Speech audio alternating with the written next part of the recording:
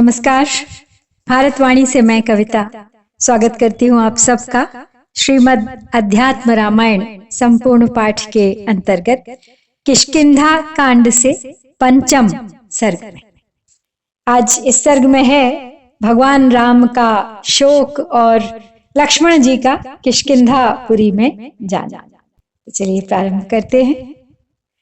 रामस्तु पर्वतस्याग्रे मणिसानौ निशामुखे सीता विरहजं शोकमसहन्निदमब्रवीत् पश्य लक्ष्मण मे सीता राक्षसेन हृता बला मृता वा निश्चेतुं न जाने यद्यापि भामिनीम् जीवतीति मम ब्रूयात् कश्चिद्वा प्रियकृत् समे यदि जानामि तां साध्वीं जीवन्तीं यत्र कुत्र वा हठात् देवा हरिष्यामि सुधामिव पयोनिधेः प्रतिज्ञां शृणु मे भ्रातर्येण मे जनकात्मजा नीतातं भस्मसात् कुर्यां स पुत्र बलवाहनम् हे सीते चंद्रवदने वसन्ती राक्षसालये दुःखार्ता मां पश्यन्ति कथं प्राणान् धरिष्यसि चन्द्रोऽपि भानुवद् भाति मम चन्द्राननां विना चन्द्रत्वं जानकी स्पृष्ट्वा करैर्मां स्पृशशीतलैः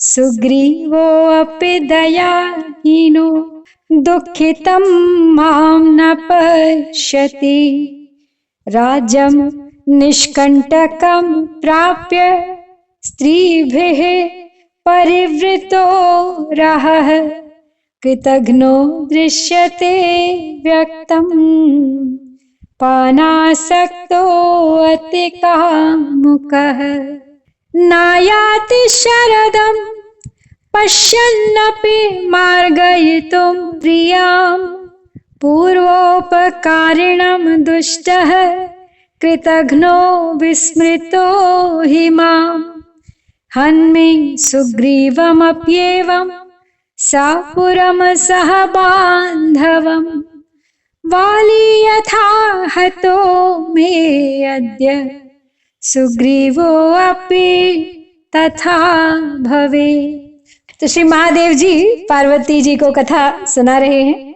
आगे बोले कि एक दिन प्रदोष काल यानी रात्रि के प्रथम प्रहर में प्रवर्षण पर्वत के मणिमय शिखर पर बैठे हुए श्री रामचंद्र जी सीता जी के विरह जनित संताप को सहन न कर सकने के कारण इस प्रकार बोले, लक्ष्मण देखो हमारी सीता को राक्षस बलात् हर ले गया है।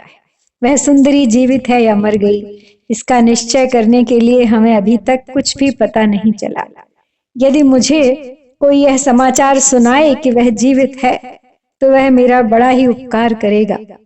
यदि मुझे उस साध्वी के जीवित रहने का पता लग जाए तो फिर वह कहीं भी क्यों न हो, समुद्र में से अमृत के समान मैं जैसे होगा वैसे उसे अवश्य ही तुरंत ले आऊंगा।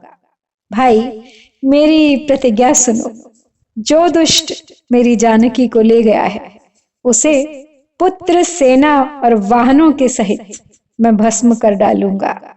हे चंद्रवदने सीते, मुझे न देखने से अत्यंत दुखातुर होकर राक्षस के घर में रहती हुई तुम किस प्रकार प्राण धारण करती होगी। हाँ, चंद्रमुखी सीता के बिना तो मुझे चंद्रमा भी सूर्य के समान यानी गर्म ताप देने वाला जान पड़ता है। हे चंद्र, तुम अपनी किरणों से पहले जानकी को स्पर्श करो, उनका स्पर्श करने से वे शीतल हो जाएंगी, फिर उन शीतल किरणों से मुझे स्पर्श करना। हाय, सुग्रीव भी कैसा निर्दयी हो गया है जो मुझ दुखिया की ओर नहीं झांकता। अहो, निष्कंटक राज्य पाकर मद्यपान में आसक्त हुआ वह काम किंकर स्त्रियों से घिरा एकांत में पड़ा रहता है। इससे तो स्पष्ट है कि वो बड़ा ही कृतघ्न हो गया है। शरद ऋतु का आगमन देखकर भी वह प्राण प्रिया सीता की खोज कराने के लिए नहीं आया। मैंने उसका पहले उपकार किया है, तथापि वह दुष्ट कृतघ्न होकर मुझे भूल गया।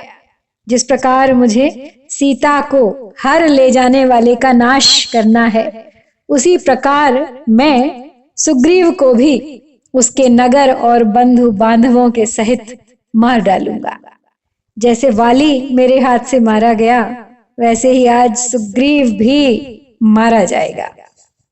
इति रुष्टं समालोक्य राघवं लक्ष्मणो अब्रवीत् इदानीमेव गत्वाहं सुग्रीवं दुष्टमानसं मामाज्ञापय हत्वा तमायास्ये राम ते अन्तिकम् इत्युक्त्वा धनुरादाय स्वयं तूणीरमेव च गन्तुमभ्युद्यतं वीक्ष्य रामो लक्ष्मणम् अब्रवीत् नाहन्तव्यस्त्वया वत्स सुग्रीवो मे प्रियः सखा किन्तु भीषय सुग्रीवं वालिवत्वं हनेष्यसे इत्युक्त्वा शीघ्रमादाय सुग्रीव प्रतिभाषितम् आगत्य पश्चाद्यत्कार्यं तत्करिष्याम्य संशयं तथेति लक्ष्मणो अगच्छत् त्वरितो भीमविक्रमः किष्किन्धां प्रति कोपेन निर्दहन्निव वानरान् सर्वज्ञो नित्य लक्ष्मी को विज्ञानात्मा राघवः। तो लक्ष्मण से श्री राम अपना दुख कह रहे हैं, सीता को याद करके विलाप कर रहे हैं, समय हाथ से निकला जा रहा है, इसका पश्चाताप है। तो इस प्रकार रघुनाथ जी को जब लक्ष्मण ने क्रुद्ध देखा तो बोल उठे, हे राम, आप मुझे आज्ञा दीजिए, मैं अभी जाकर दुष्ट चित्त सुग्रीव को मारकर आपके पास लौट आता हूँ। ऐसा कह हाथ में धनुष और तरकश लेकर लक्ष्मण जी को अपने आप ही जाने के लिए उद्यत देख श्री रामचंद्र जी बोले, वत्स, सुग्रीव मेरा प्यारा मित्र है, तुम उसे मारना मत। केवल यह कहकर कि तू वाली के समान मारा जाएगा उसे डराना और फिर शीघ्र ही उसका उत्तर लेकर आ जाना। उस समय जो कुछ करना होगा मैं अवश्य वही करूँगा। तब फिर महापराक्रमी लक्ष्मण जी बहुत अच्छा कहे तुरंत ही किष्किंधापुरी में आए। उस समय उन्होंने क्रोध से ऐसा उग्र रूप धारण किया था कि मानो संपूर्ण वानरों को भस्म कर डालेंगे। सीता मनुषुशोचार्तः प्राकृतः प्राकृतामिव बुद्ध्यादिसाक्षिणस्तस्य माया कार्यातिवर्तिनः रागादिरहितस्यास्य तत्कार्यं कथमुद्भवेत् ब्रह्मणोक्तमृतं कर्तुं राज्ञो दशरथस्य हि तपसः फलदानाय जातो मानुषवेषधृ मायया मोहिताः सर्वे जना अज्ञानसंयुताः कथमेषां भवेन्मोक्ष इति विष्णुर्विचिन्तयन् कथां प्रथयितुं लोके सर्वलोकमलापहां रामायणाभिधां रामो भूत्वा मानुषचेष्टकः क्रोधं मोहं च कामं च व्यवहारार्थसिद्धये तत्तत्कालोचितं गृह्णन् मोहयत्यवशाः प्रजाः अनुरक्त इवाशेष गुणेषु गुणवर्जितः विज्ञानमूर्तिर्विज्ञानशक्तिः साक्ष्य गुणान्वितः अतः कामादिभिर्नित्यं विलिप्तो यथा नभः विन्दन्ति मुनयः केचिज्जानन्ति जनकादयः तद्भक्ता निर्मलात्मानः सम्यक् जानन्ति नित्यदा भक्तचित्तानुसारेण जायते भगवानजः। श्री रघुनाथ जी सर्वज्ञ और ज्ञान स्वरूप हैं। श्री लक्ष्मी जी सर्वदा उनकी सेवा में रहती हैं। तथापि साधारण स्त्री के वियोग से शोक करते हुए प्राकृत पुरुष के समान वे सीता जी के शोक से विह्वल हो रहे हैं। वे प्रभु बुद्धि आदि के साक्षी, माया के कार्यों से परे और राग द्वेष आदि विकारों से रहित हैं। फिर इन विकारों का कार्य रूप शोक उन्हें कैसे हो सकता है? उन्होंने तो ब्रह्मा जी की वाणी सत्य करने और महाराज दशरथ को उनकी तपस्या का फल देने के लिए ही मनुष्य रूप से अवतार लिया है। सब लोग माया से मोहित होकर अज्ञान के वशीभूत हो गए हैं। उससे इनका किस प्रकार छुटकारा हो, यह सोचकर भगवान विष्णु अपनी सकल लोक मल अपहारिणी रामायण नाम की कथा का लोक में विस्तार करने के लिए, यानी समस्त विश्व के मल यानी पापों का हरण करने वाली रामायण की कथा का विस्तार करने के लिए राम रूप होकर मनुष्य के समान अनेकों लीलाएं करते हुए व्यवहार की सिद्धि के लिए समयानुकूल क्रोध, मोह और काम आदि विकारों को स्वीकार करके विकारों के वशीभूत हुई प्रजा को अपनी लीला से मोहित कर रहे हैं। किंतु संपूर्ण गुणों में अनुरक्त से दिखलाई देते हुए भी वे वास्तव में उन सब से रहित हैं। वे विज्ञान स्वरूप हैं, विज्ञान ही उनकी शक्ति है तथा एकमात्र साक्षी और गुणातीत हैं। इसलिए वे आकाश के समान काम आदि मनोविकारों से सर्वदा अलिप्त हैं। उनके वास्तविक स्वरूप को कोई कोई मुनिजन, जनकादि राजर्षि गण तथा उनके विशुद्ध चित्त भक्त जन ही सदा ठीक ठीक जान पाते हैं। वे अजन्मा भगवान भक्त की भावना के अनुसार अवतार लिया करते हैं। लक्ष्मणो अपि तदा गत्वा किष्किन्धा नगरान्तिकं ज्याघोषमकरोत् तीव्रं भीषयन् सर्ववानरान् तं दृष्ट्वा प्राकृतास्तत्र वानरावप्रमूर्धनि चक्रुः किलकिला शब्दं धृतपाषाणपादपाः तान् दृष्ट्वा क्रोधतां राक्षो वानरान् लक्ष्मणः सदा निर्मूलान् कर्तुमुद्यतो धनुरानम्य वीर्यवान् ततः शीघ्रं समाप्लुत्य ज्ञात्वा लक्ष्मणमागतं निवार्य वानरान् सर्वानङ्गदो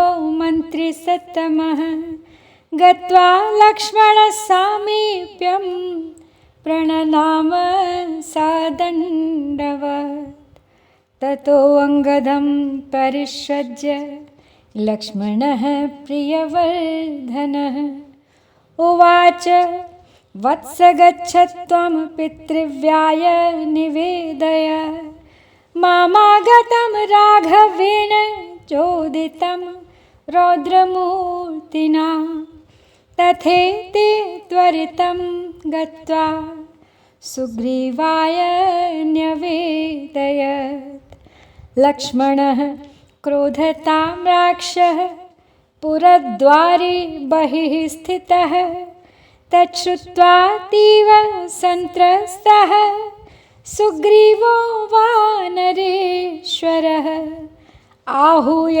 मन्त्रिणां श्रेष्ठं हनुमन्तं मथा ब्रवीत् गच्छ त्वमङ्गदेनाशु लक्ष्मणं विनयान्वितः सान्त्वयन् कोपितं वीरं शनैरानय सादरं प्रेषयित्वा हनुमन्तं तारामाह कपीश्वर त्वं गच्छ सान्त्वयन्ती तं लक्ष्मणं मृदुभाषितैः शान्तमन्तः पुरं नीत्वा पश्चात् दर्शय मे अनघे। तो इधर लक्ष्मण जी ने किष्किंधापुरी के पास पहुंचकर संपूर्ण वानरों को भयभीत करते हुए अपने धनुष की प्रत्यंचा का बड़ा भयंकर टंकार किया। उस समय नगर के परकोटे पर चढ़े हुए कुछ साधारण वानर लक्ष्मण जी को देखकर अपने हाथों में पत्थर और वृक्ष आदि लेकर किलकारी मारने लगे। उन वानरों को देखकर वीरवर लक्ष्मण जी के नेत्र क्रोध से लाल हो गए और वे धनुष चढ़ाकर उनका मूलोच्छेद करने के लिए तत्पर हुए। तब लक्ष्मण जी को आए जान वहाँ मंत्रीवर अंगद जी तुरंत ही उछल कर आए और उन्होंने सब वानरों को रोककर उनके पास जाकर दंडवत प्रणाम किया।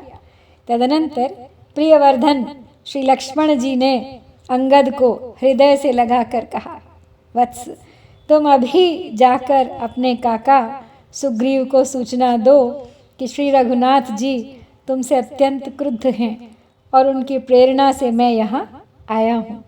यह सुनकर अंगद ने बहुत अच्छा कह तुरंत ही सारा समाचार सुग्रीव को जा सुनाया और बोला कि लक्ष्मण जी क्रोध से नेत्र लाल किए बाहर नगर के द्वार पर खड़े हैं। यह सुनकर वानर राज सुग्रीव को बड़ा ही भय हुआ। उन्होंने मंत्री प्रवर हनुमान जी को बुलाकर कहा, तुम अंगद के साथ तुरंत ही लक्ष्मण जी के पास जाओ और उन क्रोधित हुए वीरवर को धीरे धीरे अति विनय पूर्वक शांत कर आदर पूर्वक अपने साथ यहाँ ले आओ। इस प्रकार हनुमान जी को भेजकर कपिराज सुग्रीव ने तारा से कहा, हे अनघे, तुम आगे जाकर अपनी मधुर वाणी से वीरवर लक्ष्मण को शांत करो और जब वे शांत हो जाएं तब उन्हें अंतःपुर में लाकर मुझसे मिलाओ। भवत्विति ततस्तारा मध्य कक्षं समाविशत् हनुमानंगदेनैव सहितो लक्ष्मणान्तिकं गत्वा ननाम शिरसा भक्त्या स्वागतम् अब्रवीत् एहि वीर महाभाग भवद्गृहमशङ्कितं प्रविश्य राजदारादीन दृष्ट्वा सुग्रीवमेव च यदा ज्ञापयसे पश्चात् तत्सर्वं करवाणि भो इत्युक्त्वा लक्ष्मणं भक्त्या करे गृह्य स मारुतिः आनयामास नगरमध्याद्राजगृहं प्रति पश्यंस्तत्र महासौधान् यूथपानां समन्ततः जगाम भवनं राज्ञः सुरेन्द्रभवनोपमं मध्यकक्षे गता तत्र ताराधिपानना सर्वाभरणसम्पन्ना मदरक्तान्तलोचना उवाच लक्ष्मणं नत्वा स्मितपूर्वाभिभाषिणी एहि देवर भद्रमते साधुस्त्वं भक्तवत्सलः किमर्थं कोपमाकार्षीर्भक्ते भृत्ये कपीश्वरे बहुकालमनाश्वासं दुःखमेवानुभूतवान् इदानीं बहुदुःखौघात् भवद्भिरभिरक्षितः भवत्प्रसादात् सुग्रीवः प्राप्तसौख्यो महामतिः कामासक्तो रघुपतेः सेवार्थं नागतो हरिः आगमिष्यन्ति हरयो नानादेशगताः प्रभो। प्रेषितो दशसहस्रा हरयो रघुसत्तम आनेतुं वानरान् दिग्भ्यो महापर्वतसन्निभान्।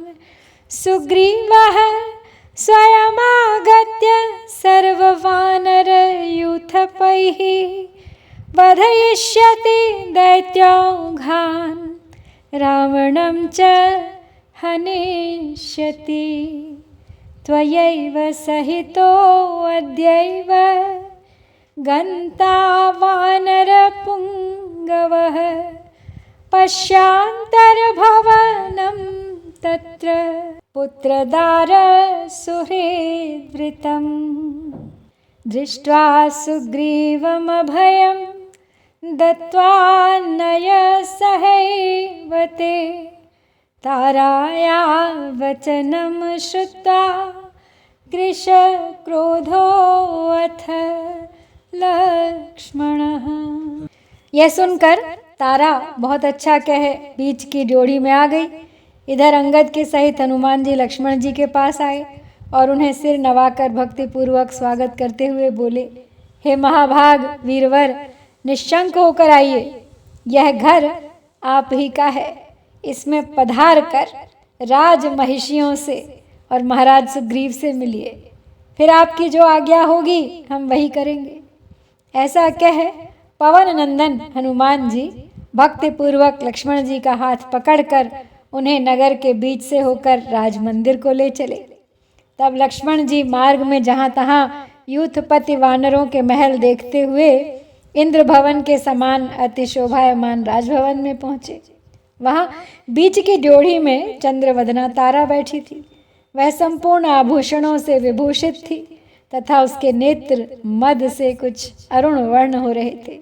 वह मधुर भाषिणी तारा लक्ष्मण जी को प्रणाम कर मुस्कुराती हुई बोली, आइए देवर, आपका शुभ हो। आप बड़े ही साधु स्वभाव और भक्त वत्सल हैं। आपने अपने भक्त और अनुगत वानर राज सुग्रीव पर किस कारण इतना कोप किया?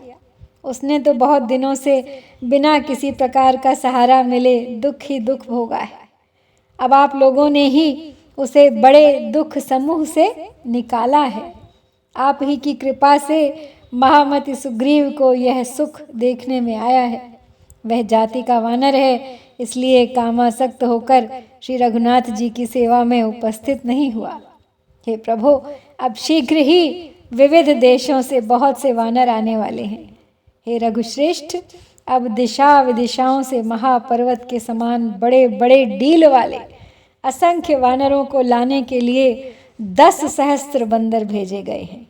सुग्रीव स्वयं जाकर उन सब वानर यूथपतियों के द्वारा दैत्य दल का संहार कराएगा और स्वयं रावण का वध करेगा। वह कपिश्रेष्ठ आज ही आपके साथ रघुनाथ जी की सेवा में उपस्थित होगा। चलिए अंतःपुर में पधारिए। वहाँ सुग्रीव अपने पुत्र, स्त्री और सुहृद गण से घिरा हुआ बैठा है। उससे मिलकर उसे अभयदान दीजिए और अपने साथ ही श्री रामचंद्र जी के पास ले जाइए। तो तारा का ये कथन सुनकर लक्ष्मण जी का क्रोध कुछ ठंडा पड़ गया। जगामान्तःपुरं यत्र सुग्रीवो वानरेश्वरः रूमामालिङ्ग्य सुग्रीवः पर्यङ्के पर्यवस्थितः दृष्ट्वा लक्ष्मणम् अत्यर्थम् उत्पपाताति भीतवः तं दृष्ट्वा लक्ष्मणः क्रुद्धो मदविह्वलिते क्षणम् सुग्रीवं प्राह दुर्वृत्ता विस्मृतोऽसि रघुत्तमं वालीयेन हतो वीरः स बाणोऽद्य प्रतीक्षते त्वमेव वालिनो मार्गं गमिष्यसि मया हतः एवमत्यन्तपरुषं वदन्तं लक्ष्मणं तदा उवाच हनुमान् वीरः कथमेवं प्रभाषसे त्वत्तो अधिकतरो रामे भक्तोऽयं वानराधिपः रामकार्यार्थमनिशं जागर्ति न तु विस्मृतः आगताः परितः पश्य वानराः कोटिशः प्रभो गमिष्यन्त्यचिरेणैव सीतायाः परिमार्गणं साधयिष्यति सुग्रीवो रामकार्यमशेषतः। तो तारा की बात सुन के लक्ष्मण जी का क्रोध तो थोड़ा शांत हो ही गया था। तो अब वे अंतःपुर में जहाँ वानर राज सुग्रीव थे वहाँ पहुँचे।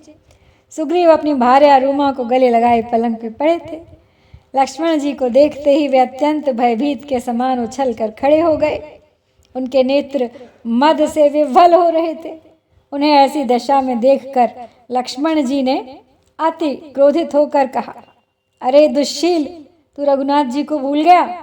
तू नहीं जानता, जिस बाण के द्वारा वीरवर वाली मारा गया था वही आज तेरी प्रतीक्षा कर रहा है। मालूम होता है मेरे हाथ से मारा जाकर तू भी वाली के मार्ग से ही जाना चाहता है। तो लक्ष्मण जी को इस प्रकार अति कठोर भाषण करते देख वीरवर हनुमान जी बोले, महाराज ऐसी बातें क्यों कहते हैं? ये वानर राज श्री रामचंद्र जी के आपसे भी अधिक भक्त हैं। भगवान राम के कार्य के लिए ये दिन रात जागते रहते हैं। ये उसे भूल नहीं गए हैं प्रभु। देखिए ये करोड़ों वानर इसीलिए सब ओर से आ रहे हैं। ये सब शीघ्र ही सीता जी की खोज के लिए जाएंगे और महाराज सुग्रीव रामचंद्र जी का सब कार्य भली प्रकार सिद्ध करेंगे।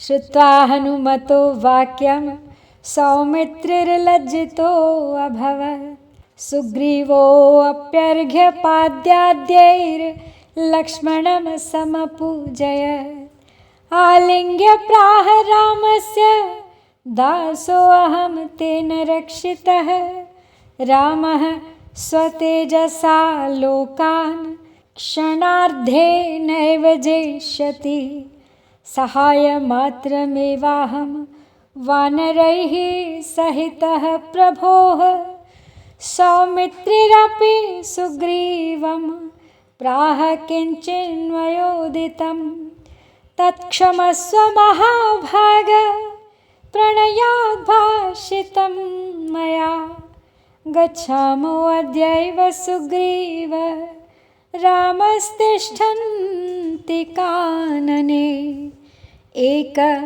एवाति दुःखार्तो जानकी विरहात् प्रभुः तथेति रथम् आरुह्य लक्ष्मणेन समन्वितः वानरैः सहितो राजा राममेवान्वपद्यत भैरी मृदङ्गैर्बहुरिक्षवानरैः श्वेतातपत्रैर्व्यजनैश्च शोभितः नीलाङ्गदार्द्यैर्हनुमत्प्रधानैः समावृतो राघवमभ्यगात् हरिः।